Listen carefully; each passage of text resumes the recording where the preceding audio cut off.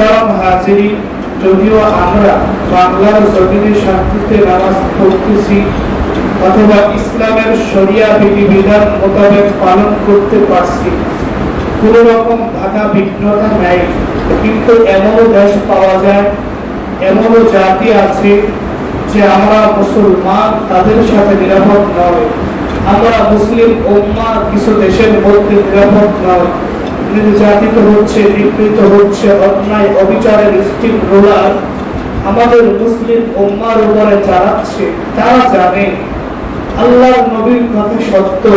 বিধর্মীরা, হিন্দুত্ববাদীরা, Israel, ইহুদিরা, খ্রিস্টানরা তারা সবসময় মানে, তারা সবসময় জানে আমরা মুসলিম উম্মাহ যতটুকু কোরআন এবং হাদিস বেখবর, তারা সব সময় কোরআন এবং হাদিস রিসার্চ করে, ঘাটাঘাটি করে তারা চেষ্টা করে, প্রায় তারা করে কি করে আমরা মুসলমানের উপরে আধিপত্য বিস্তার করতে পারি, কি করে আমরা মুসলমান থেকে মুসলমানদেরকে গায়েল করতে পারি, গায়েল করে আমরা মুসলমানের উপর যেন কর্তৃত্ব বাস্তবায়ন করতে পারি।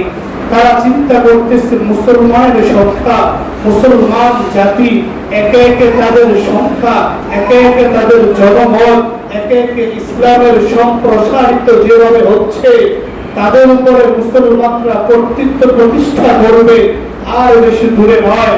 এজন্য তারা যেখানেই পাচ্ছে, যেভাবেই পাচ্ছে, যে রকম ভাবেই চেষ্টা করছে মুসলমানদেরকে যেন তারা দাবিয়ে দিতে পারে, মুসলমানদেরকে যেন তারা তাদের গোলামীতে পরিণত করতে পারে, ওই রকম পায়তারা সব জায়গায় হচ্ছে। আমরা শান্তিতে নামাজ পড়তে পারি। আমাদের পার্শ্ববর্তী দেশ ভারতের মধ্যে আমাদের মুসলমান যুবক ভাইরা এবং বৃদ্ধ বাবারা ইসলাম পছন্দ করে ওই সমস্ত মানুষগুলো শান্তিতে তারা নামাজও পড়তে পারে না, নামাজ পড়ে গান বাদ্য দিয়া। তারা সবাই দেখছেন, কিন্তু শত শত মুসলমান গান বাদ্য করে করে ইসলামিক ওই সমস্ত হিন্দুত্ববাদীরা মসজিদ পর্যন্ত ভেঙে চুরমার করে দিচ্ছে। শুধুই তাই নয়, মানুষ ইসলাম মানা মুসলমান তারা নামাজ পড়তেছে, নামাজের সম্মুখে মসজিদের ভিতরে ঢুকে ঢুকেও তারা গান বাদ্যযন্ত্র তারা বাজায়, যেন মুসলমান শান্তিতে নামাজ না পড়তে পারে। গোটা বিশ্বের মধ্যে সব জায়গায় দেখবেন যেখানেই বিধর্মীরা রয়েছে, ওই জায়গায় মুসলমানের উপর অকাতরে জুলুম নির্যাতন চলছে। তারা জানে যদি মুসলমানের জনমত, মুসলমানের অবস্থা যে রকম উন্নতির শিখরে একে একে উঠতেছে, আর বেশি দিন দেরি নয়, অবশ্যই মুসলমানরা আমাদের উপরে কর্তৃত্ব বিস্তার করবে। এই জন্য তাদের ফয়সালা যেখানেই মুসলমান থাকবে, যেখানেই মুসলমানরা ইবাদত করবে, যেখানেই মুসলমানদের উপাসনালয় থাকবে, ওই সমস্ত জায়গার মধ্যে আমরা দুর্বার প্রতিবাদ করব। মুসলমানরা যেন ইবাদত না করতে পারে, মুসলমানরা যেন শান্তিতে না থাকতে পারে। এজন্য মুসলমান যুবক ভাইরা আমাদের সব সময় সব জায়গায় ঐক্যবদ্ধ থাকতে হবে। আল্লাহর নবী তো বলেছেন, মান রাআ মিনকুম মুনকারান ফালিয়ুগাইয়িরহু বিয়াদিহি ওয়া ইল্লাম ইস্তাতি' ফাবিলিসানিহি ওয়া ইল্লাম ইস্তাতি' ফাবিকলবিহি ওয়া যালিকা আদআফুল ঈমান। আল্লাহর নবী বলেছেন, যেখানে যে সমস্ত জায়গায় কোন ফাহিশা কাজ দেখবা, অনিসলামিক কার্যকলাপ দেখবা, যদি তোমার হাতের বল থাকে, যদি তোমার বাহুতে শক্তি থাকে, তখন তোমরা হাত দিয়ে অনিসলামিক কার্যকলাপগুলো প্রতিহত করার চেষ্টা করবা। ও মুসলমান যুবক ভাইরা, যদি হাত দিয়ে প্রতিহত করার ক্ষমতা না থাকে, তবে অন্তত জবান দিয়ে তার প্রতিবাদ করার চেষ্টা করবা।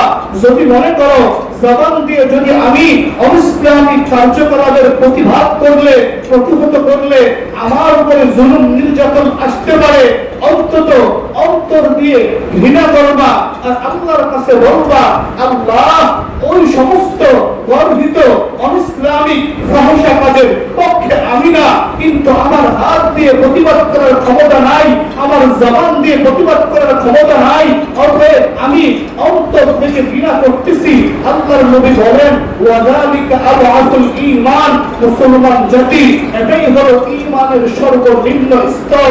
আল্লাহর নবী আরো অন্যান্য জায়গায় বলতেছেন আল মুসলিমুনা কাজাসাদিন ওয়াহিদ ইনশতাকা আইনুহু ইশতাকা কুল্লু ইনশতাকা রাসুহু ইশতাকা কুল্লু। সমস্ত গোটা মুসলিম উম্মাহ, সমস্ত গোটা মুসলিম জাতি একটা দেহের ন্যায়, একটা শরীরের ন্যায়। যখন কোনো একটা শরীরের যখন কোনো চোখে ব্যথা হয় তার সমস্ত শরীর ব্যথিত হয়। আল্লাহর নবী বলেন যখন কোনো মানুষের মাথায় ব্যথা পায় সমস্ত শরীর ব্যথিত হয়। ঠিক তদরূপী ভাবে সমস্ত পৃথিবীর মধ্যে যখন যে জায়গায় কাঁটাতারের ভিতরে ইসলাম সীমাবদ্ধ নয়, যখন যে জায়গায় আমার মুসলিম নারীরা, আমার মুসলিম ভাইরা, আমার মুসলিম বৃদ্ধ বাবারা নির্যাতনের শিকার হবে, অন্যায় অপরাধ শুধুমাত্র তাদের উপরে চেপে আসবে, তখন যদি বাংলার জমিন থেকে দেখা যায় ইন্ডিয়ার জমিনে আমার কোন মুসলমান নারীরা নির্যাতিত হচ্ছে, আমার কোন মা বোন নির্যাতিত হচ্ছে, তাদের প্রতি আমাদের দুর্বার আন্দোলন করা অবশ্যই অবশ্যই আমাদের উপর ফরজ, আমাদের ইমানের দায়িত্ব। মনে করতেছি আমরা তাদেরকে মিডিয়ায় দেখবো আর আমরা চক্ষু শীতল করবো, আমরা কষ্ট অনুভব করবো, বিষয়টা ওইরকম না। মনে রাখেন শুধুমাত্র ভারতের মুসলমানদেরকে যে তারা টার্গেট করেছে হিন্দুত্ববাদের র এবং ইসলাম সংগঠন, বিষয়টা কিন্তু ওইরকম নয়। একে একে তারা বাংলার সমস্ত মুসলমানদের উপর তাদের টার্গেট রয়েছে। তারা ইন্ডিয়ার মুসলমানদেরকে নির্যাতন করেই যে তারা খেলতে হবে, জুলুম নির্যাতন করেই যে তারা খেলতে হবে, বিষয়টা ওই রকম না।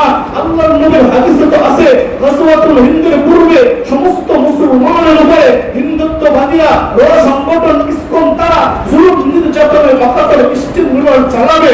এজন্য আমাদের প্রত্যেক মুসলিম যুবক ভাইরা, প্রত্যেক মুসলিম যুবক ভাইরা ঐক্যবদ্ধ করতে হবে। তারা আজ নয় কাল যে কোনো সময় যে কোনো ভাবে যে কোনো সিস্টেমে যে কোনো প্রতিক্রিয়ায় মুসলমানদের উপর তারা আঘাত আনবে, অন্যায় অবিচার করবে। এজন্য আমাদের সর্বপ্রথম আমাদের সোচ্চার থাকতে হবে, তারা যেন আমাদের উপর জুলুম নির্যাতন না করতে পারে। দেখুন সরকারি ভাবে হয়তো অনেক যুবক ভাইরা মিডিয়ার সাথে জড়িত, অনেক যুবক ভাইরা আপনারা অনলাইনের সাথে জড়িত, দেখবেন আমাদের মুসলমানদের যে একটা ওয়াজিব বিধান, প্রত্যেকটা সমর্থবান মুসলমানের উপর আল্লাহ প্রদত্ত কুরবানি করা ফরজ। আল্লাহই তো ফরজ করেছেন, আল্লাহ রাব্বুল আলামিন তো ওয়াজিব করেছেন। যাদের সামর্থ্য রয়েছে আল্লাহ তো বলেন কুল ইন্না সালাতি ওয়া নুসুকি ওয়া মাহইয়ায়া ওয়া মামাতি লিল্লাহি রাব্বিল আলামিন। ওরে উম্মত, ওরে মুসলিম জাতি, তোমাদের উপর তোমাদেরকে কুরবানি ফরজ করা হয়েছে। তোমাদের সবকিছু কুরবানি, নামাজ, রোজা, হজ, যাকাত সবকিছু যেন আল্লাহর জন্য হয়। আল্লাহ তো পবিত্র কোরআনে বলেন ইন্না আ'তাইনাকাল কাউসার ফাসাল্লি লিরাব্বিকা ওয়ানহার। আরে মুসলমান জাতি, তোমরা নামাজ আদায় করো এবং আল্লাহর জন্য আল্লাহর নামের উপরে তোমরা কুরবানি করো। এই কথা বিভিন্ন জায়গায় কোরআনে আসছে। আল্লাহ রাব্বুল আলামিন আরেক জায়গায় কুরবানির সম্পর্কে বলতে গিয়ে বলেন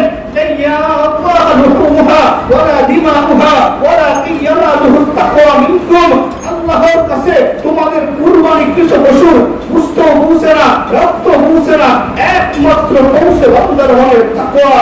কিন্তু দুঃখজনক হলেও সত্য, ভারতের জমিনে যে সমস্ত আমাদের মুসলিম ভাইরা আছে তারাও শরিয়া পালন করতে পারে না। সমস্ত হিন্দুত্ববাদীরা গরু কুরবানি করবে, জবাই করবে, সরকারি ভাবে কুরবানি করাকে নিষিদ্ধ করা হয়েছে। আফসোস আফসোস আফসোস করতেই হয়। এই জন্য আল্লাহ রাব্বুল আলামিন আমাদেরকে জন্তু জবাই করে কুরবানিকে হালাল করেছেন। আর ওই সমস্ত হিন্দুত্ববাদীরা, ওই সমস্ত বেঈমানরা যখন মুসলমানরা কুরবানি করবে ওই কুরবানির মধ্যেও তারা বাধা দেয়। শুধু বাধা দেয় বিষয়টা ওই রকম না, যেখানে কুরবানির পশু ক্রয় করা হবে, বিক্রয় করা হবে, ওই জায়গায় তারা সরকারি ভাবে বন্ধ করে দেওয়ার প্রায় তারা চালাচ্ছে। ওই দিন আর বেশি দিন দেরি নয়, তারা একে একে শুধুমাত্র ইন্ডিয়ার মধ্যে মুসলমানদেরকে তাদের উপর জুলুম নির্যাতন করতেছে। বিষয়টা ওই রকম নয়, একে একে একদম বাংলার জমিনেও তারা গরু পাঠাবে না ইন্ডিয়া থেকে। শুধুমাত্র তাই নয়, একে একে কথাগুলো আজ নয় কাল, এক যুগ হোক দুই যুগ পরে বাস্তবায়ন হবে। তারা বাংলার জমিনেও বলা হবে, সরকার কর্তৃক বলা হবে মুসলমান যেন কুরবানি না করে, মুসলমান যেন একদিন নির্ধারিত দিনে যেন কুরবানি না করে ওই ভারত থেকে বাংলার সমস্ত রাজনৈতিক ব্যক্তিদেরকে সংসদ পর্যন্ত তারা ওই রকম দরখাস্ত পাঠাতে বাধ্য করবে। মুসলমান এজন্য সোচ্চার হতে হবে যে পশু জবাই করা আল্লাহ রাব্বুল আলামিনের আদেশ, যে পশু জবাই করা আল্লাহ রাব্বুল আলামিন আমাদের জন্য হালাল করেছে। প্রয়োজনে এতটুকু প্রতিবাদ করা যে সমস্ত ফরজ বিধান আমার মুসলমানরা পালন করতে পারবে না, ওয়াজিব বিধান পালন করতে পারবে না, বাংলার জমিন থেকে তাদের প্রতি দুর্বার আন্দোলন করা, লম্বস করে জানিয়ে দেওয়া ওরে মুসলমান তোদেরকে নির্যাতিত করতেছে, তোরা কুষ্টে ভাবছস, মনে করিস না কাটা তারের বেড়ার মধ্যে ইসলাম সীমাবদ্ধ, বিষয়টা ওই রকম না। প্রয়োজনে আমরা সমস্ত যুবক ভাইরা একেবারে হাতে হাত রেখে মিলে মিশে সমস্ত ইসলামিক হিন্দুত্ববাদীদের বিরুদ্ধে যদি তারা আমাদেরকে আমাদের আইন, আমাদের বিধান, আমাদের শরিয়া আমাদেরকে শান্তি সুষ্ঠুভাবে পালন করতে না দেয়, তাহলে তোদের বিরুদ্ধে আমাদের লড়াই হবে, তোদের বিরুদ্ধে আমাদের যুদ্ধ হবে, হবেই হবে। যদি আজ হয়তো নয় কাল, কেননা আল্লাহর নবী তো বলেছেন সমস্ত পৃথিবী থেকে আরে মুসলমানদেরকে বিচ্ছিন্ন করে দেওয়ার জন্য, সমস্ত খোদার জমিন থেকে মুসলমানদেরকে চিরতরে বিলীন করে দেওয়ার জন্য প্রায় তারা 24টা ঘন্টা করতেছে। যদিও আমরা মুসলমান বেখবর, যদিও আমরা মুসলমান চিন্তা করি না, কিন্তু তারা সর্বক্ষণ চিন্তা করতেছে মুসলমানদেরকে ওই পৃথিবীর মুখ থেকে কিভাবে নিশ্চিহ্ন করে দেওয়া হয়। আরে আমাদের পূর্ববর্তী ইতিহাস তো আমাদের জানা আছে, হকের কথা বলার জন্য, ইসলামের কথা বলার জন্য ইংরেজরা জুলুম নির্যাতন করেছে, অন্যায় অবিচার করেছে।